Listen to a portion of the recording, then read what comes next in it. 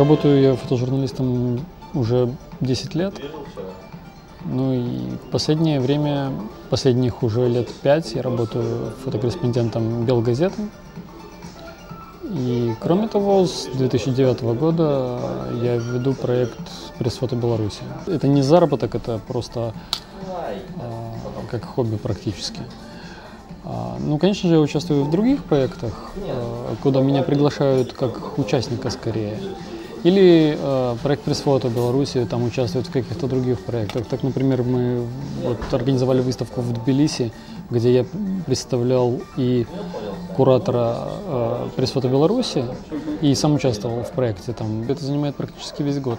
Например, после презентации, которая будет в ближайшее время,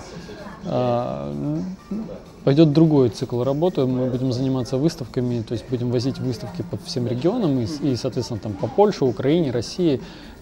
Понятие серьезной фотожурналистики это не то, что сделать красивую картинку. То есть в основном те, кто из-за доступности технологий, да, из-за того, что там сейчас позволить себе зеркальную камеру и, в принципе, нормальную оптику может много кто, общий уровень, конечно, вырос.